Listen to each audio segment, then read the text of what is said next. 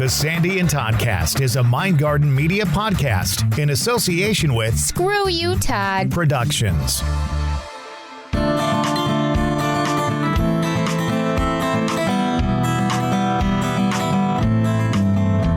It's another Sandy and Toddcast, and this week is another reboot from an earlier season. Yeah, season 1. I think this was episode 3. It was. The third podcast episode ever for us, Todd. And we did a Twisted Towns on my hometown, Utica, New York. Lots of weird things going on in Utica, New York, including mafia stuff. And I have mafia ties. She does, and she's going to talk a little bit about that. That is on the way next. It is season 4, episode 15. Twisted Towns Utica Reboot. And it's next on the Sandy and Toddcast.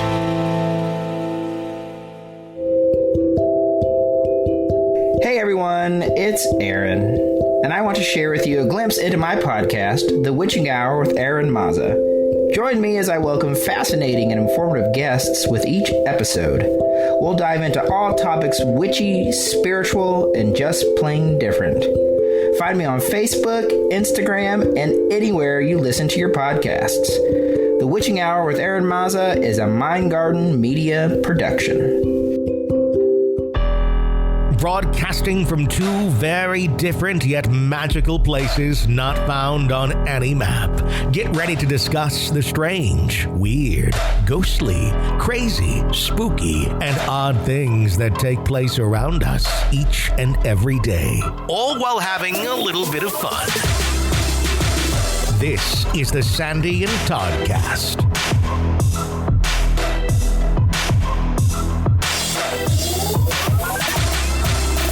And welcome to another Sandy and Toddcast. She is Sandy. He is Todd. And this is all about a reboot, Utica reboot from season 1. Yeah, and now that I'm thinking about it, doesn't it seem like season 4 went fast? I feel like season 4 went really fast. We're already on the 15th episode. I think season 3 seemed to go really slow. Yeah. Maybe. I don't remember. But 4 seemed to go fast. I think you're right. I think 4 seemed to go really, really fast. Yeah. Maybe it's because we weren't able to do many live casts, so it just seemed like boom, boom, boom. We were just doing audio this time. But how is your knee doing? We were just talking a little bit about that. It's doing okay. I mean, it's slowly getting better. I will say this. I want to say something about the podcast people are about to hear, because I had a chance to go through and get it ready for the reboot. So I took the old audio, threw it in the old software there. Yeah. And then you listen to it a little bit. You figure out where the in and out's going to be and all that kind of stuff. It is amazing how bad our audio sounded that first handful of episodes until we got the software that we use now to record. Yeah. And see each other and all that. We used Zoom or something like that. Yeah, I think we used Zoom. It was just horrendous. Which is funny because a lot of people use Zoom because Zoom is free. It kind of sounds like this is how I'm talking on Zoom. I know. A little something like this. And when you're in the midst of it, you don't even realize it. No. And then when you have really good audio, and I mean, we have studio quality, radio station quality studios in our home. Yeah. So it wasn't that we had bad equipment. It really was the host of the audio. Not to put Zoom down. So bad. And here's the thing. When we first did it, I think we both went, the audio's not great, but it's, it's decent content, whatever. Yeah, it's probably all we're going to be able to get. It was the start of the pandemic, so a lot of people were Zooming. People were used to bad audio and bad video and all that kind of stuff. And your mic is muted, that kind of stuff going on during meetings and stuff. And so, but then, you upgrade and then you listen back to it. It's like, holy crap. I mean, it literally sounds like I've got a tomato soup can on this end. You've got a tomato soup can on that end. And we're trying to pull the string as tight as possible. It's true, too. Really funny story. I always laugh you saying about, you're on mute and stuff. I always laugh because everybody knows that for a living, I edit and produce podcasts. And I always laugh when I hear audio of somebody going, what? What? Wait, I think you're on. No, you're on mute. Take yourself off mute. Take yourself off. Take Take yourself off mute.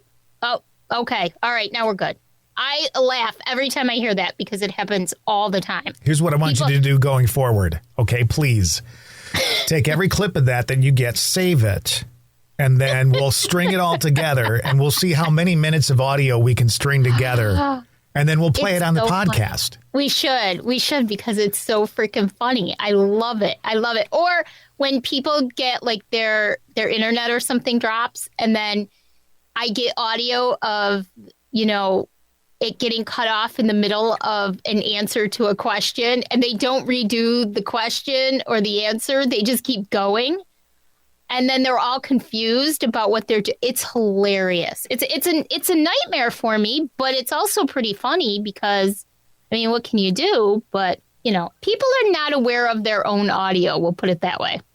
I think that even occasionally, like, we'll have little dropouts and glitches here and there. And sometimes when we have guests, their audio's a little rough. So it's hard for me to necessarily rip on somebody about that kind of thing. But in the same respect, it's like, it's an audio podcast. Well, the beautiful thing about it is that in the editing world, I would say a good 75 to 80% of it is actually fixable by an editor if you get a good editor. Now, if you do it yourself, you're probably not going to be able to help the audio that you have.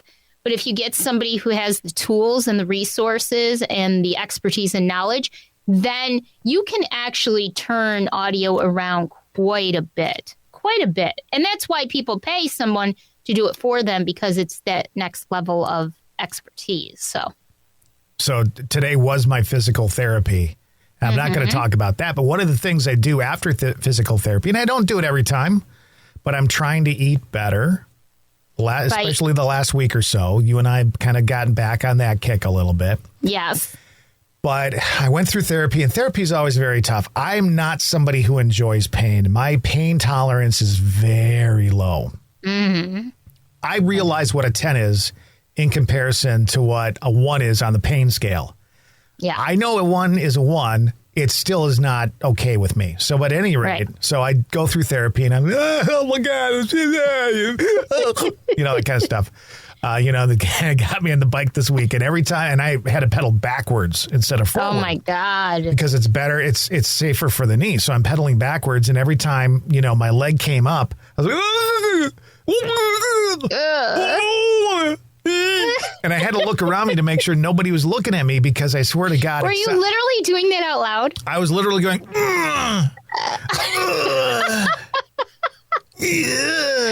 oh my God. So at any rate, I got done with it, and I felt pretty good about myself today, because on a good day, I'm walking pretty well. And so I went back to the car. Now, I took Winston with me, so he sat in the car while I went to therapy. Mm-hmm. And all he does is he sleeps in the back seat. Yeah. And then I got in, and I thought, you know what? I deserve a treat. I deserve a treat. Now, what's a treat to me? Well, it's not ice cream, sure, but I try to stay away from that stuff. Instead, I chose McDonald's, which is also not a very good thing, right? I know. I mean, it's not good food. We know that, but the fries are really freaking tasty. And McDonald's has the best fries, hands down. And they've got the best Diet Coke. So I'm thinking, okay, here's the situation. I'll get something to eat. I'll share the fries with Winston, which he was all excited about. So I thought it was a quarter pounder with cheese. It ended up being a double quarter pounder with cheese. Oh my God. So I ate that right before the podcast.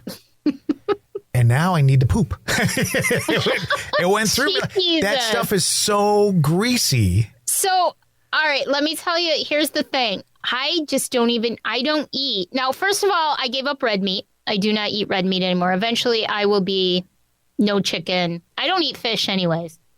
No pork. No, eventually I will be there. But I gave up red meat. I've successfully done that for over a month now, and I don't miss it. But I haven't, ever since 2012, I have not had one fast food burger. Not one in 10 years have I had a fast food burger. I just cannot. My stomach now, because I eat mostly fruits and vegetables. my stomach now cannot handle the heaviness of it. I will get McDonald's fries occasionally because I do love McDonald's fries. But see, for me, my treat would be ice cream. So, but I always try to stick to the no sugar added or the sugar-free, fat-free yogurt and stuff like that. Here's the problem with that. Two things. Number one, I love ice cream. Oh, it's my downfall. Ice cream does not love me. So, yeah, I don't know that I have a lactose intolerance necessarily. I don't drink milk or anything like that. Right. I do eat a little cheese, but not a ton. I'm not a big cheese guy either, unless it's on a fucking double quarter pounder. But that's not even really cheese. But I bought some low carb ice cream. It was supposed to be low sugar, blah, blah, blah, from Breyers, right? I mean, it's good Carb smart, right? Yeah, right. Yeah. Exactly. First of all, it doesn't taste great. That's number one. I don't think it's that bad. Okay. When you're used to full fat ice cream, sure, it doesn't taste exactly the same. But if you're going to do it, you got to go all the way. And then second of all, that stuff, I had some last night. I could have been skywriting all night because the amount of air that came out of my body throughout the evening hours and into early this morning is unbelievable. It's so funny that you say that because I was going to mention this, that when I switched over, because ice cream is has always been my thing. When I got diagnosed 10 years ago with diabetes. Being crazy? We're sorry, you're crazy. You're going to have to eat low carb ice cream now. No, I actually made the transition over to the sugar-free, fat-free, and no sugar added. But what that means, and occasionally I'll have full fat, but not very. It might be like a taste of Dave's because he can eat whatever he wants. But in that transition, all of those are made with artificial sweeteners. They can make you so incredibly gassy. It's absolutely ridiculous. So I had to learn that I can't get more than a medium if I get a medium at one time because my stomach will hurt. It can really mess with you. It's okay to have it, but it sort of put me on that track of I have to behave myself even with that because I don't want to be gassy. So what's going through my mind is, oh, my God, if I actually had to go someplace to work, like an office or something, and I had this going on. And this is why it's so wonderful that we work from home. Oh, my gosh, where you can fart and puke all you want. The only one that suffers is my dog and cats. And don't get me wrong, I suffer too with him. They right, exactly. That's the point. They do it themselves, so it's not something necessarily so they don't care, you know? So anyways, all of this burping and farting talk and everything, but I'm glad your knee is doing better. We're getting there. It may take a while, but, it's just finding your comfort level of what you can deal with. I tolerate pain extremely well. I have always been. I have. What? Is anybody listening to this podcast throwing up your arms and going, what? I handle pain extremely well. Now, but let me say that my monthly pain is a different kind of pain. Oh, okay. That truly is. Ladies, you know what I'm talking about. That's the only time when I pop pills like you wouldn't believe. I see. But people say, I have 9 tattoos. How do you have 9 tattoos? I literally fell asleep during one. That's a little bit different pain, though. That's very... Tooth pain, I can handle all of that stuff. I'm just really good with it. Thank God. Knock on wood, I can handle pain really well. If you're listening to this podcast and you question that statement, please write into the podcast via our Facebook page. Oh, God. Stop picking on me. All right. So I have to tell everybody about this new audiobook that I started. And I was telling you, I can't believe you've never heard of this case because it's not that far away from you that all this happened. Again, Lisa would probably know this case. Lisa Hale. But it's the case of Leopold and Loeb. And this audio book is like 20 hours long. I'm just starting it. I told you the other night I was going to start and then I never did. I fell asleep. But it's about the murder case of Leopold and Loeb. Now, these were two teenagers Nathan Leopold Jr., who's 18, and Richard Loeb, who was 19. They were very wealthy. They came from wealthy families.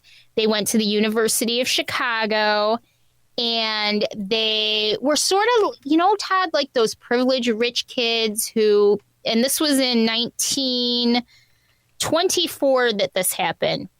They could do whatever they want and they wouldn't get in trouble. So they would steal and they would do all kinds of things, petty theft and all kinds of things back then. And they were just very full of themselves. And so they decided, and they planned this for 7 months. Every little step of the way they planned it. Obviously, they didn't plan it well enough, but they thought they did. So they planned this murder. They kidnapped and murdered a 14-year-old boy.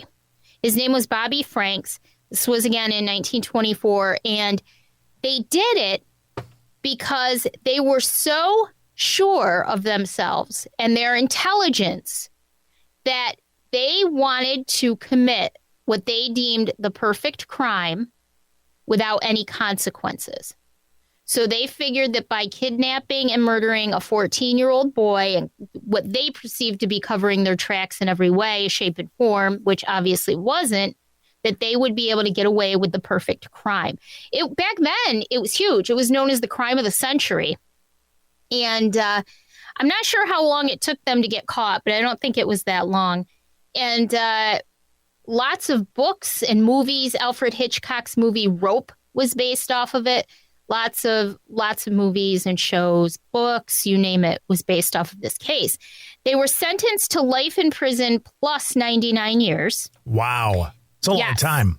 Now, what's interesting is what happened after the fact. Now, remember, and this is not an excuse, but remember, this was 18 and 19 years old at the time that they did this. This is far from an excuse, but just so you understand the mentality of 1924.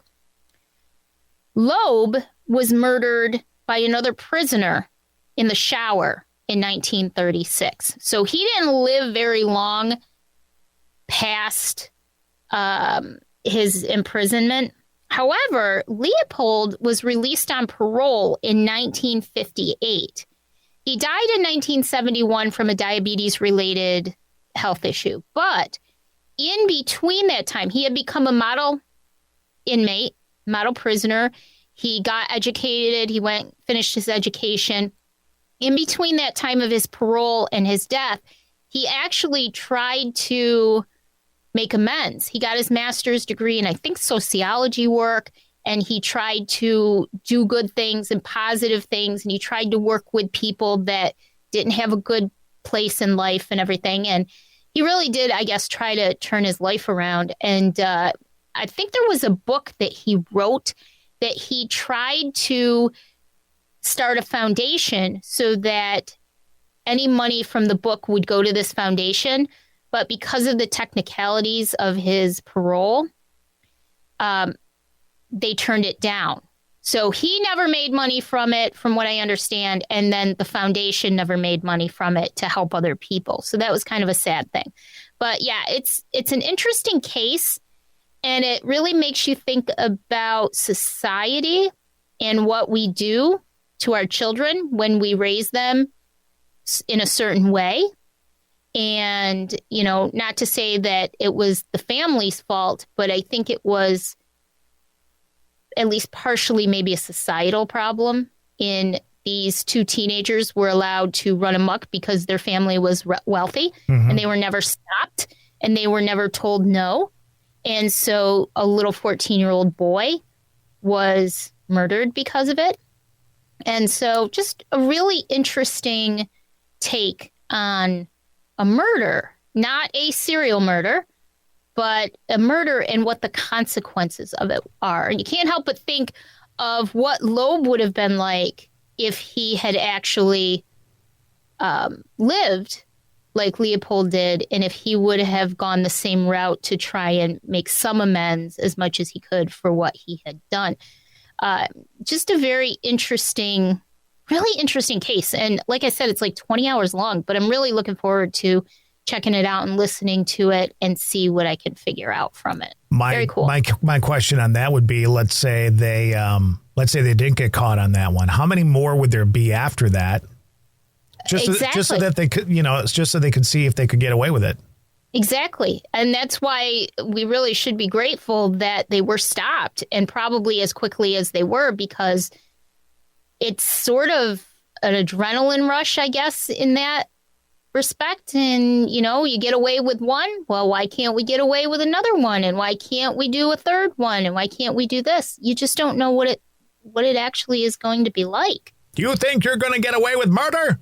That's what my mom would always say. You act like you're getting away with murder. It's not going to happen in this house. Wow. It's just very interesting. And I watched a couple of presentations on them, and they really were stupid. Like, they weren't that intelligent. They planned it for 7 months, and they were caught very quickly, and they didn't take the precautions they needed to take. And so it's just such an interesting case. But I want to tell everybody about it. It's really cool. It's Leopold and Loeb. And let me see if I can find it. Any relation to Lisa Loeb, the singer? Maybe. I don't know. Let's see. I'm looking it up now. You only hear what I want to hear. It's called I think this is the one. For the Thrill of It. Leopold, Loeb, Diet and the Coke. Murder That Shocked Chicago by Simon Bott. So if you guys get a chance, check it out. It's going to be really good. I'm excited about it. I love true crime. I want to get into the podcast, which is our Utica Twisted Town reboot. But before I do, I just want to say one thing. There was a TV show that you recommended a couple of weeks ago on the podcast. Oh, yeah. And it was Ghost Town something. Terror. Ghost Town Terror. Yeah. And I went into this. And here's the other thing. Somebody else, a listener of the podcast, who reaches out to me quite often on Instagram, also said, what are you watching now? I said, well, everything's kind of in hiatus. So you got to check out Ghost Town. What's it called? Ghost Town? Terror. Terror. You never will watch things that I suggest either. But so that's amazing. But I did. Okay. And it sucks. Okay. So there you go. Wait, I will say this. I'm starting to agree with you, though, because where I think the first 3 episodes were really good and very well done, it's starting to get overly dramatic and obviously scripted. Edited. Yeah. Yeah. So where I think they would have been good with a 4-part episode, I think this is dragging out too long. So I'm kind of sad about that because it was really good. The first few were really good. All right, let's get into our the meat and potatoes of our podcast, if you will. This is season 4, episode 15. This is a listen back to something we did back in the first season. It's a Twisted Town. It's the one you put together for the city of Utica, and it's called Twisted Town Utica Reboot, and it's on the Sandy and Toddcast. Not everybody has positive things to say about their town anyways, but for the most part, I would say that Utica is a great city. It's had its ebbs and flows. It's gone up and down over the years. When I was in college, I took a couple of history classes on Utica in the 1800s, the 1900s. They were very, very interesting. So I don't know how it came up, but I remembered that Utica was actually at one point a huge area in New York State for the mafia. And I remember my mother talking about Turk Zogby. He is a relative of mine on my mother's side of the family. We are Zogbys. And so I thought, well, why not look into this for Twisted Towns? Because there is a lot of history here that people may not know. I didn't know that the mafia was still that prevalent in the 70s, 80s, and 90s. Because when you think of the mafia, the mob, you think about Chicago in the 20s and 30s. And you don't think about small town America being a hub for the mafia, especially when I'm growing up. Well, especially Utica. I mean, nothing against the town, but it's not a New York. It's not a Chicago. It's not a Miami or anything like that. It's Utica. The city of Utica is a mid-sized city. So the population, I looked this up because I thought it would be interesting. The population as of 2018 was about 60,000 people. So not a huge city, smaller than Syracuse. Syracuse is much bigger. It was incorporated in February of 1832. So not the oldest town in New York State by any means, but certainly not one of the newer ones. We're also smack dab in the center of New York State. We're about 90 minutes west of our state capital of Albany and about 45 minutes east of Syracuse. So if anybody asks me where I'm from, I usually say we're right dead center or very close to dead center of the state. So it has a big history. I talk about this all the time with you. Big history with Native Americans. The Native Americans, the Mohawk Nation of the Iroquois Confederacy, originally inhabited New York State. So all across New York State, we used to call it SCOOM when we were in school, because that's how we would learn the different tribes of the Mohawk Nation. Seneca, Cayuga, Huron, Onondaga, Oneida, and Mohawk. Those were the different tribes found in New York State. Okay. So very rich in history here in New York. I know this is a totally different show completely, but the entire area, the entire land of New York State is very rich and haunting. There's energy there, and you can go anywhere in New York State and someone will tell you a ghost story. It's just the way it is. There's so much history. And again, so much mob action. I didn't even realize until I looked. Why is that? I mean, like, why does the mob go, okay, we're going to spin the wheel and wherever it lands, that's the town we're going to take over? Well, I think a lot of it had to do with the location of the city. Think about it. You've got your huge mafia mob action down in New York City. You've got Albany. You've got Buffalo. We're sort of that perfect place to be the go-between, be sort of the hub. You know how American Airlines flies through O'Hare? That's their hub. We were sort of the hub for all of these different mafia families. And there were offshoots of all of the different families. And so from like 1970 to 1992, there was a lot of stuff going on here. There were murders. We'll get into more of the famous stuff in just a little bit. But there was a lot going on here. Salvatore and Joseph Falcone, they led organized crime in Utica during that time period. That family itself went back to the 1930s. So it really started years and years and years ago, but hit its peak, I guess you could say, in the 70s, 80s. Finally, in the early 90s, they got taken down pretty big time with a huge federal trial, everything. Yep. And so, but that was the big peak of everything. The Falcones were a part of the Buffalo Magadino family, also known as the Of course they were. Ark. I mean, when you think of Falcone, you think of Falgadigo or whatever the hell you just said, don't you? I mean, it's all these Italian names. Now, nothing against Italian people. I love Italians. What's your family? The Zogbys or something? We're Lebanese, which was really funny to me that we would have like this big time Utica gangster in my Lebanese family, but we're very, you know what? The Lebanese but you're progressive Lebanese, yes, very progressive. But if you think about it, the Greeks, the Italians, the Lebanese, the Syrians, they're very, geographically, they were very close. And, you know, the same kind of traditions, same kind of ideas. When I talk to somebody who's Italian and we compare stories, they're usually pretty similar, you know. Yeah, usually the only difference is one has pasta sauce and the other one has whatever the hell Lebanese people eat. Have you ever had Lebanese food? I don't think so. Oh my God! No way. Shawarma is Lebanese. Yes. Right? Oh my, that's my favorite. I love Lebanese. Labneh and oh my God, it's so good. It's so good. You poor boy. I may have to like Grubhub you some. Wait a minute. What did you say? Grubhub? Grubhub you some. Okay, I thought you said Rubhub, and I'm thinking. I'm gonna Rubhub you some. That's a whole different show. Yeah. That's a different channel, different show. Yeah, with the lights down low. Yes, okay. So they were part of the Magadino family in Buffalo. They were also known as the Arm. I thought that was cool. The Utica crew was about 15 to 20 members strong. So it was a pretty decent size for a city of, 50, 60,000 population. Salvatore Falcone was born in 1891 in Sicily. He lived in Utica until 1946 when he moved to Miami. and he was worth anywhere from $1 to $5 million. He traveled to Italy very often. He made a large money contribution there, and he was publicly honored by the one and only Benito Mussolini. What does that tell you? Of course, Benito. Of course he was. Now, Joseph Falcone was born in 1902 in Sicily as well. He originally settled in Brooklyn, and in 1925 he moved to Utica. He had a modest home, was married, had 3 kids. He was a short guy, liked to smoke cigars. I actually found his house. And guess what? What? Two things. Guess what? The house is right down the street from where my father lives now. And it's blocked out too.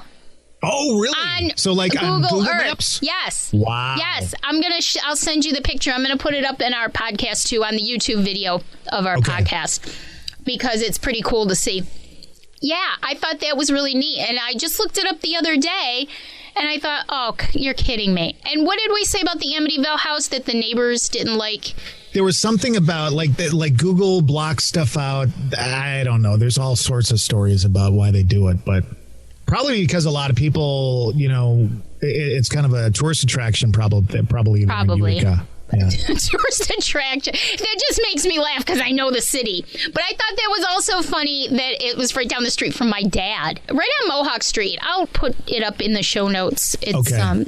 Can I put up a map too, so that we can actually see where the house is? Yeah, I'm going to put up a map so everybody can see. It's pretty. I don't know. I love finding this stuff out because you know that I'm a huge local, regional history, American history fan. I was never huge on European history, Asian history, although I took classes in college. But I love local. I just don't feel like people realize or understand, maybe they take for granted the history that they're literally walking on, that their feet are standing on right now, the history. There's not enough of an appreciation sometimes, I think, for that. So getting back to the mob, the family that the 2 brothers led in Utica was involved in things like bootlegging, alcohol, counterfeiting in the 1920s, bookmaking, floating dice and card games, and extortion, strong-arm tactics, organized thefts and robberies, receiving, fencing of stolen goods, labor racketeering. So they did the whole 9 yards here in Utica. They were even suspected of international narcotics trafficking.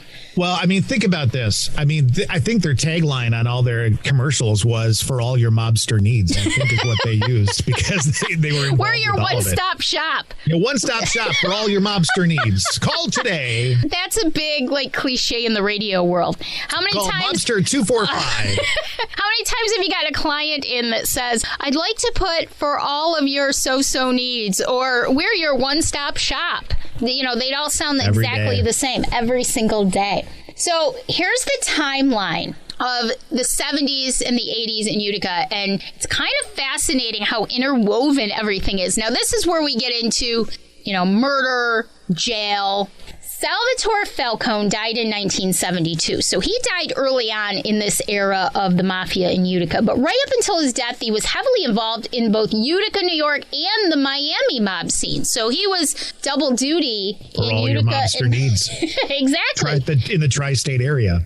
Well, and I'm sure it was. So we're about 4.5 hours from New York City. Such an easy route. To this day, they catch people on the Thruway, the New York State Thruway, all the time, running drugs.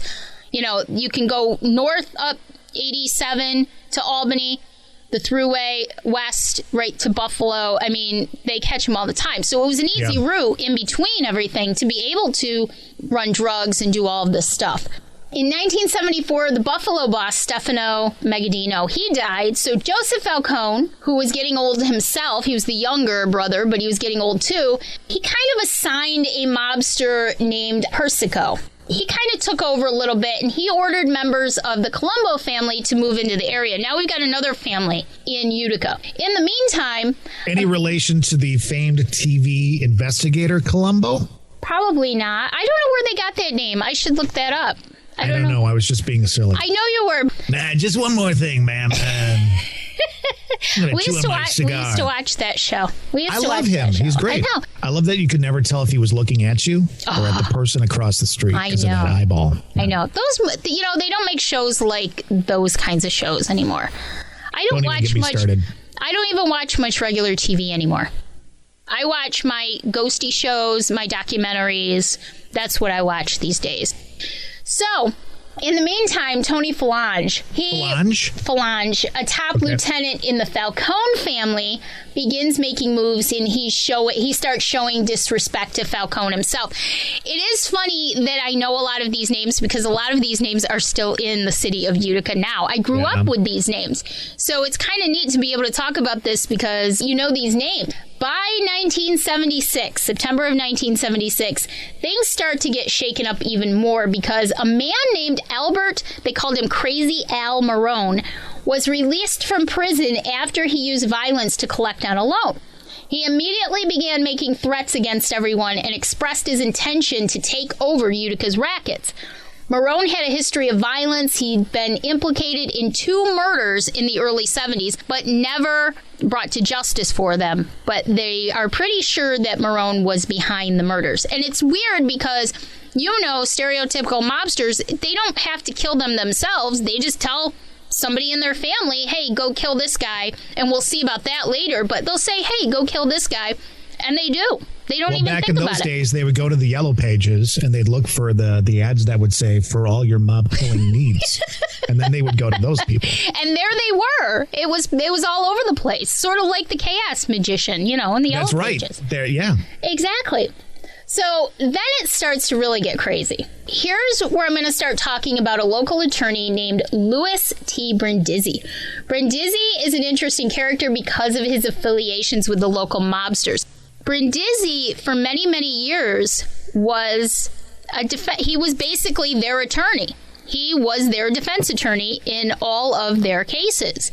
And so that was both a good thing and a bad thing because when he defended one mobster, the other one would get angry and vice versa. So there was always kind of inner turmoil in the Utica mafia scene just because of Louis Brindizzi at that time. It's surprising he wasn't knocked off, He is still alive and kicking. He still owns his law firm. He still owns his law firm. I'm not kidding.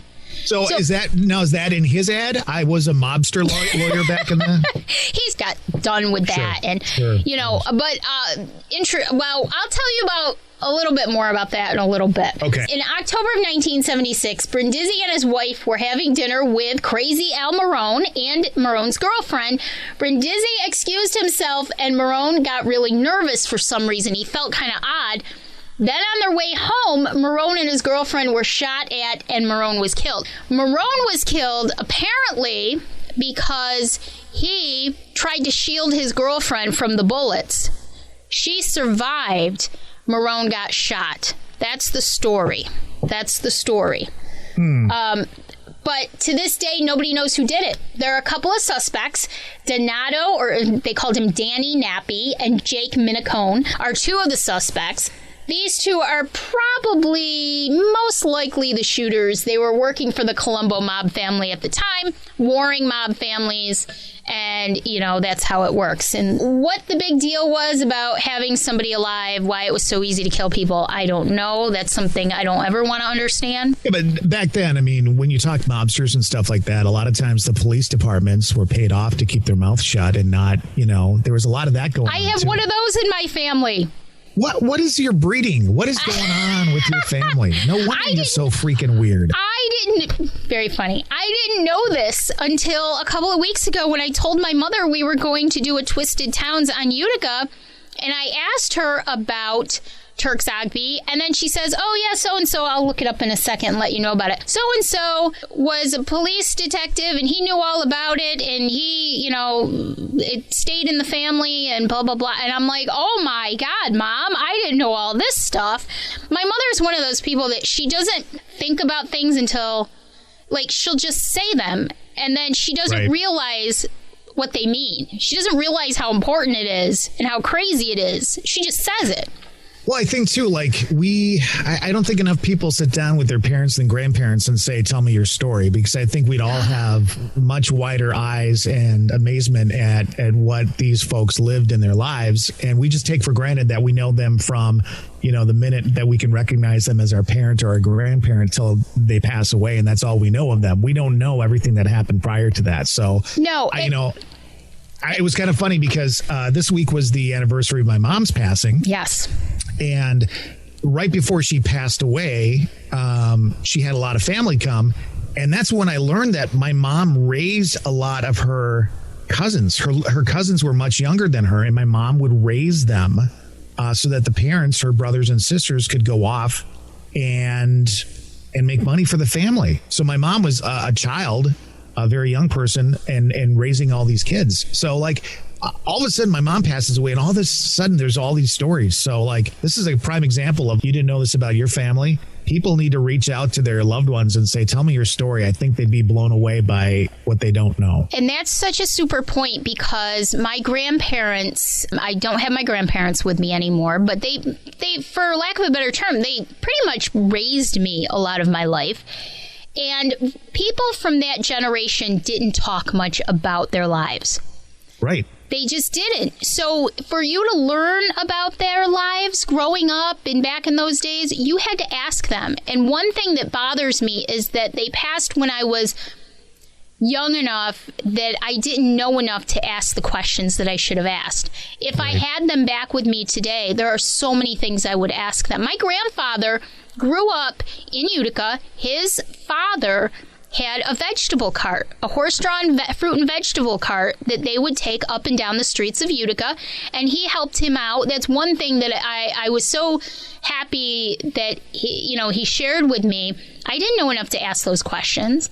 And if anybody's listening, any of our listeners, go to the people in your life and ask them about their lives. And I bet they would love to tell you stories. But that generation just never told stories like that. Well, I think that, and also it was their life, and it wasn't that different from everybody else that they knew at the time. Right. Just like our lives aren't that different from everybody we know. So who are we going to tell about our younger years? Not a lot of people. And I mean, we could do another segment called, family, whatever, and tell stories about, how grandpa had a car that had skis on the front to get through the snow and delivered mail and shit like that. And I mean, everybody needs to do that. So I didn't mean to step into your story about Utica and all that kind of stuff, but like all your family connection to the mob, if I would have known that when you reached out to me, there's no way you and I'd still be talking. You would have been out here visiting already. I'm lucky there's not a hit out on me someplace in the Utica market. That's all gone now. But the Zogby family's out there looking for Todd Michaels, and I've got a freaking cross here on my forehead right now. Just from me. This conversation gave me time to look up my conversation with my mother. Okay. So I asked her, I said, do you know anything about Turk Zogby? Because my mother knew Turk. And she says he was a real gangster in Utica, prison many times, friends with cops, was really a nice guy, believe it or not. Sopranos type, LOL. And I said, Todd and I are starting a podcast. We're going to talk about it. Is he like a cousin of mine? She says, yes, a third cousin. So Turk Zogby, which I'll be talking about Turk shortly. He was a third cousin. I go, is he dead? And she says, don't think so. Your brother Barry did his roof, but not sure when.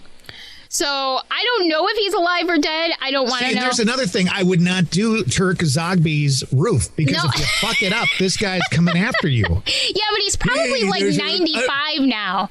He's probably 95. They go on the yellow pages and they find the mobster hits. And I'm telling you, this man, wait until you hear some of the things. He's been involved in murders and everything. So his real name was Jack, by the way, Jack Zogby. So my mother goes on to tell me the story. She says, when I was about 16, I was dating Johnny Morocco. Of course she was. A wannabe gangster, and somehow Turk found out and got to him and told him to stay away from me, and he did, LOL. And she goes, and Turk's buddy in crime was Paul Zogby, the cop. He was on patrol and saw me standing with my friends on the busy corner that's right on Genesee Street in Utica. They used to call it the busy corner. The streets came together. Is that euphemism, though, for working the street corner? No. Okay, just wondering. I'm just thinking about your family history. Wild. My mother was pretty wild back then. I'm just thinking about your family history. It could be. You don't know. So they were talking. Ask that question. I know, you might as well. No, she was talking to some guys.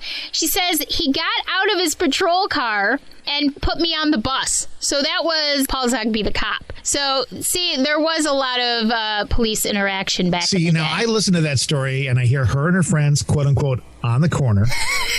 quote unquote, talking to her friend. She's going to love you after this. And then a cop comes along and she gets shipped off on a bus. I mean, there's a lot. There are many interpretations to that.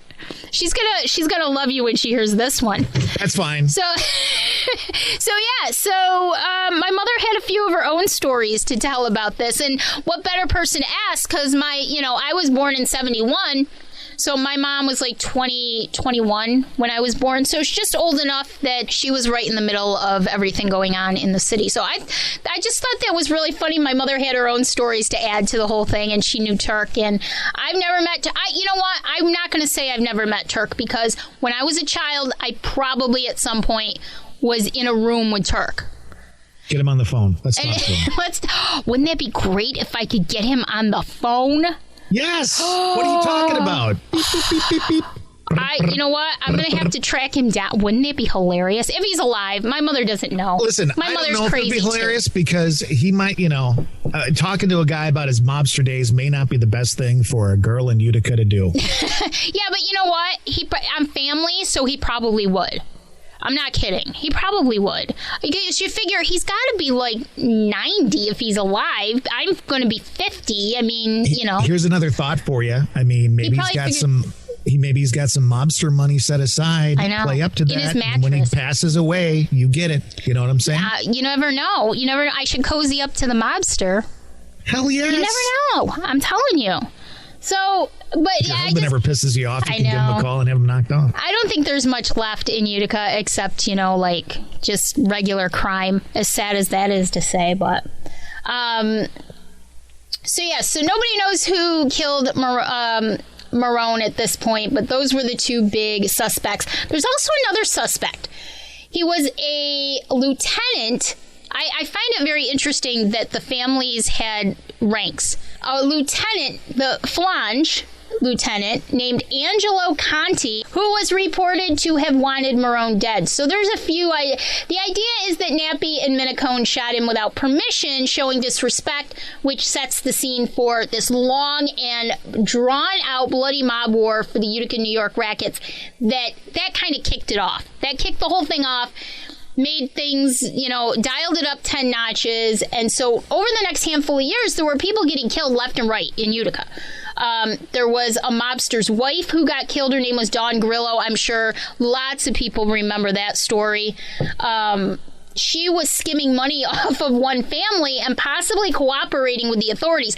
Not all mob wives were, these innocent little women. A lot of these mob wives were in it just as much as the men. Right. So her murder was interesting. She was strangled and her body was dropped into a ravine not too far from Utica. And I know exactly where it was dropped. And when her body got stuck on a ledge, this is so gross. When her body got stuck on a ledge, one of them climbed down, struck her in the head with a rock to make sure she was dead, and then he threw her the rest of the way down. Ow. And they don't care. That to them was another day at the office. So they're attributing it to mobster Dominic Breddy. He was one of another crew in Utica at the time. And after they killed Don, they went drinking at a local Italian restaurant. So they were all very cozy in the 70s. The 70s were big. It was when it started to really, really ramp up. Everything kept going on and on and on for the next several years. In 1983, January of 1983, a big thing happens. A thing, Todd. Remember the lawyer, Louis Brindizzi? Well, Joe DeQuino, who was a young criminal defense attorney, happened to be working for Brindizzi. He was shot to death inside the office.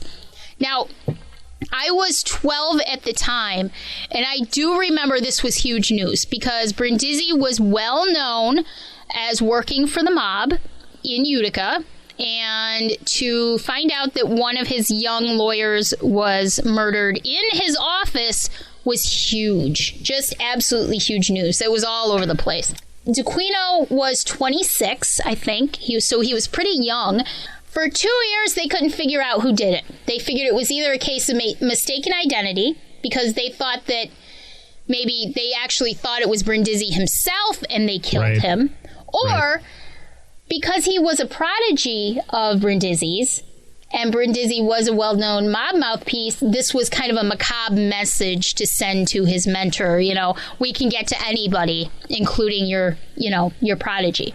So it turned out that they believe, or so they say. They believe it was some drug addict who had been trying to get in touch with Brindizzi but couldn't because Brindizzi's wife was dying of cancer at the time. By the time they figured it all out, the guy had already been killed by someone and burned in a car, which was kind of convenient, I think. Then again, that's what they say happened. We're never going to know for sure what really happened. Maybe Brindizzi knows, but obviously he's not speaking about it at all and never will. That's when a lot of big stuff was going on in the mob world in Utica. It was starting to come to a head in probably the early to mid 80s. There were actually a whole bunch more murders that year in Utica, 1983, that were mob related, including Angelo Grillo, Dawn Grillo's hubby. He finally bit the big one and got murdered a few years after her death. Towards the end of the 80s, organized crime in Utica started to wind down, mostly because they all had big mouths and they wanted everyone to know how tough they were, so they kept getting caught. They couldn't keep their dealings to themselves because in the mafia world, I guess, you know, the more you brag about the horrible things you do, the bigger the man you are, the bigger the family you are, you know, the more power you have.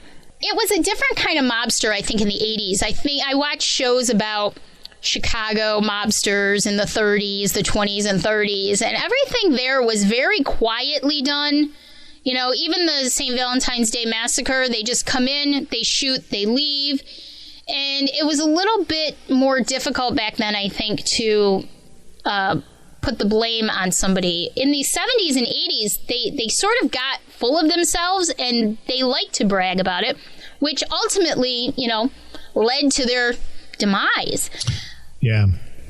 So I want to talk to your mom. Mm-hmm. We can get her on here, you questions. know. I want to talk to her at some point about the whole prostitute thing, but also I want to ask her as the mother of a child living in Utica in the 70s and 80s, why the hell she didn't move really far away when there's bodies being shot and burned cars and dead bodies and ashes and, you know, and she's, you know, she part of the family's the mob. Why do you keep your young child in Utica? I don't know. Ask her that. That's a great question. It happens a lot. I think it happened a lot because part of it was probably because she was part of the family. So then let's dig into that. Like, was she involved in anything at this point? No, I don't think so. I can't see my mother doing anything. My mother didn't do anything. I don't think she was that close. Like, she wasn't. There's two kind of families. There's the Zogby family, and then there's the Mafia family. She wasn't part of the Mafia family. Well, but she knew the Mafia family. She knew some of the stories. They were looking out for her, throwing her on a bus and shit. I know. We should get her. Oh, that would be hilarious. We should really get her on. We could call the segment Mobster Mom. And then we talk to her. Yeah. We should do a segment called Mobster Moms, and we could get Mobsters' moms on to talk about it. Right. And then we do get murdered. Yes. What are you thinking about? Great. I can't believe it. So anyways, just a couple of big notes. Turk, or Jack Zogby, is apparently my third cousin. I didn't realize he was my third cousin until I talked to my mom. We will get her on. Everybody called him Turk. He was involved in the big federal case of 1990. There was a huge federal racketeering case that pretty much decimated what was left of organized crime in much of our region, including Utica. So right around 1990, 1992, that's when it all kind of came down. They really were in, because of their big mouths, they were able to really pin a lot on them. So they kind of got rid of the mob scene. And I'm sure there's still some stuff going on, but not anywhere near the organized crime that there was years ago. If anything, it's just regular crime, like I said. The 1990 case was interesting because it brought down Minna Cohn, Anthony and Sarah, Turk Zogby, Betty Carcone, his son Russell Carcone. They were each found guilty of operating a criminal enterprise in Utica, including illegal gambling and extortion, transporting stolen property, the murder of Marone, and a bomb attack on Thomas Breddy.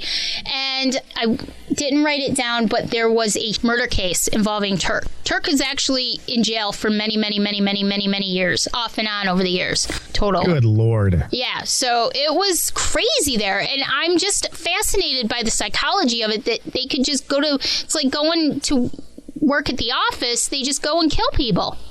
But again, there were police involved. Yes. There were city officials involved, and they were involved primarily because they were afraid of their own lives and their families' lives and all that kind of stuff. There was all that kind of stuff. And greed. They were getting paid handsomely for what they were doing, for turning in their backs and allowing it to continue. Like my mom said, Paul Zogby the cop was crooked. I asked her if I could talk about this, and she said yes. So you can blame it on my mother.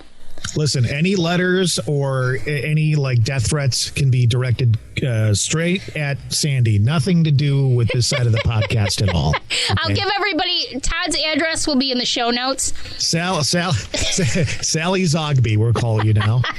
We can do the witness protection program. We could have new names. And the other big note is about Louis Brindizzi. He has a son named Anthony. Now, Louis gave up any connections to the mafia, the mob, back when it went down. So he hasn't been involved in any of that in years. His son, Anthony, is a great guy. I know him personally, and he's a really wonderful guy. He just happens to be, and he's in no way affiliated with the mob or any illegal activity, but he just happens to be a congressman. Oh, imagine that. He works down in Washington, and there's a big controversy going on right now because they are still counting the votes from the election on November 3rd between him and the Republican former congresswoman who decided to rerun.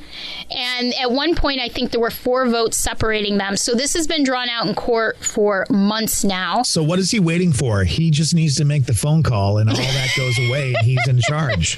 Yeah, I don't think there's a phone call to make at this point. I'm sure there is. Anthony, I will tell you, Anthony is a really upstanding guy. And there's always going to be accusations by the other party, so to speak, and certain people. Feel like maybe Sandy's been paid to say that? No, I actually love him. I'll have to put up a picture. Yes. I'll have to put up a couple of pictures I have of me with Anthony. He's a very nice man, and he's on the up and up. So there. Yes. So that's the mob world in Utica, the first installment of our Twisted Towns. And a lot of this stuff I just had no idea about. Pretty interesting stuff. Crowds, arguments, loud noises, narcissists, energy vampires. Does that seem scary to you? It can to an empath. Sandy and Todd from the Sandy and Toddcast invite you to join them for a new podcast, the Empathecary podcast. These 2 empaths know exactly what it's like, and they'd like to share their stories, knowledge, and ideas with you. Dive deep into the world of the empath. The Empathecary podcast with Sandy and Todd. Find it anywhere you find your podcasts and like them on Facebook.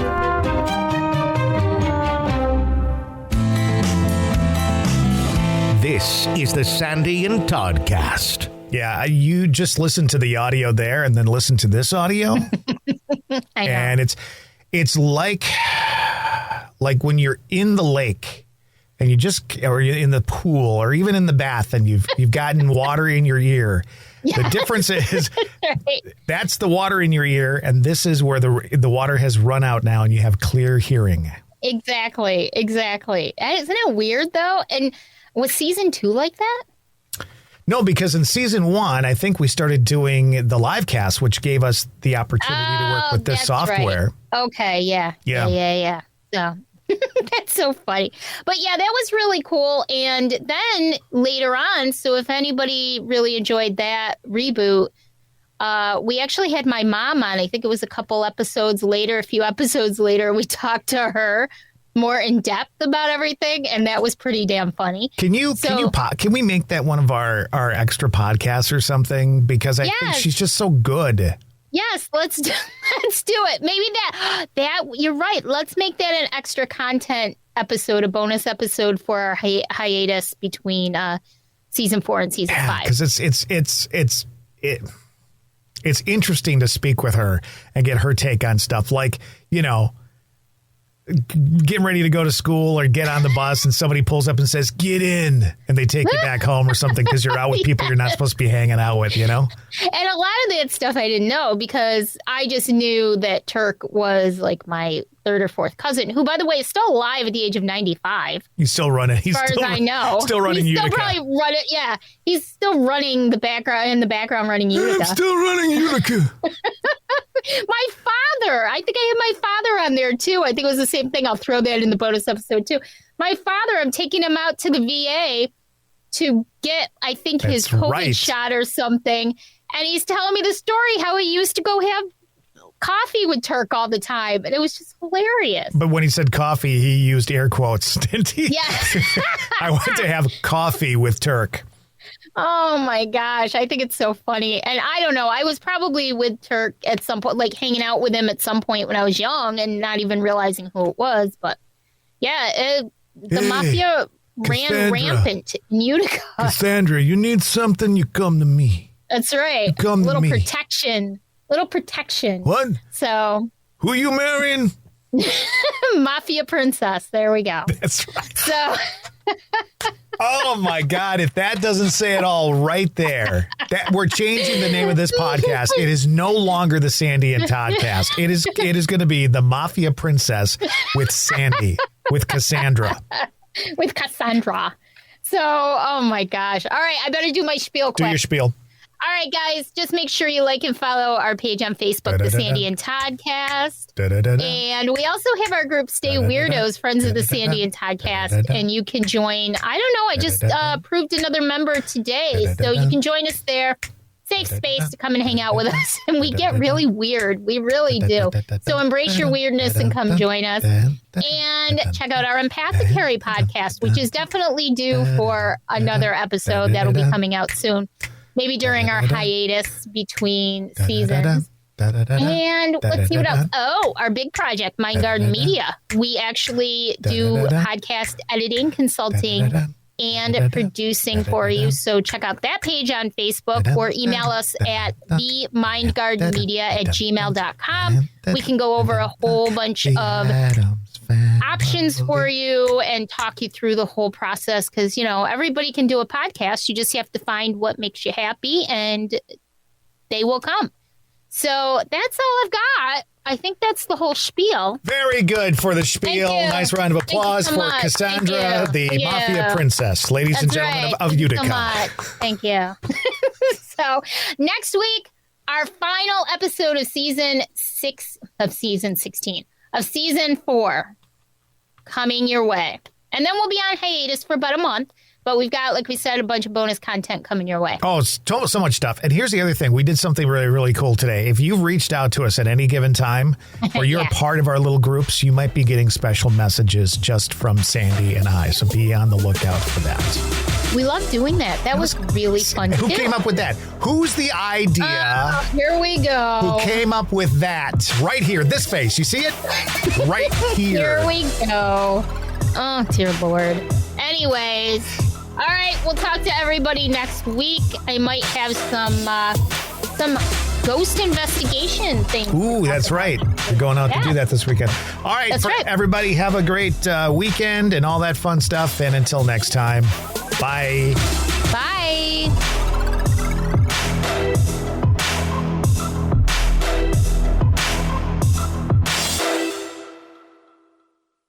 Now special audio from before the podcast. Thanks for listening through the whole thing. This is just for you. Do you have a box of cords and things that are all a mess, but in a box because you're afraid that you may need them for something? Well, of course, yes. Everybody who works in audio is like that. Yes. So like 10 years ago, I used to drive Dave nuts because I wanted to get rid of it. Used to? Well, I still do, but different things now because it's gone. But I was trying to get him, and finally the cat peed on it one day. So I got him to throw it out because he would fight me on it. He'd be like, I don't know if I'm like, Dave, it's a big ball of cord. I said, what are you going to use this for? And he wouldn't get rid of it. And then finally, when the cat peed on it, he got rid of it. So there's this big debate going on his page. I don't know if you saw the post. No. But he shared it on my thing about the box with the cords. So I have, or had at least like 3 of those, 3 boxes with cords. You can roll your eyes all you want, but you know how many? I'll tell you the truth. So I got rid of the boxes, and behind me in the studio, I have where all my stuff sits. And then underneath is where all the cords and stuff are. Right. Guess who needed some cords yesterday? Guess who you found them by going through the stuff. And there it is. So you never know when you're going to need cords. I know, but his were literally 20 years old. I'm like, Dave, if you need a cord that bad, go to the store and get yourself a cord. But see, here's the problem, and you know this. Radio Shack is closed. I know. I mean, for DJs, that was the place we'd go. We'd run down there real quick and get any kind of cord, any kind of connector we needed. Now you can't do that. You got to order it, and then you got to wait a day or two. So you know that we live next to the mall, right? Yeah. And there used to be a Radio Shack in the mall, and Dave would go there all the time. That's the first place back in the day that he would think to run over and get something that we needed was I'll run over to Radio Shack. Yep. And then it's been gone for years now, but now he's a little bit lost. But everybody loved the Radio Shack. It's kind of sad to see it go. And if you think that I didn't save that audio to use some way, shape, or form, you're crazy. What? That About story. what? The cord? Yeah. Oh.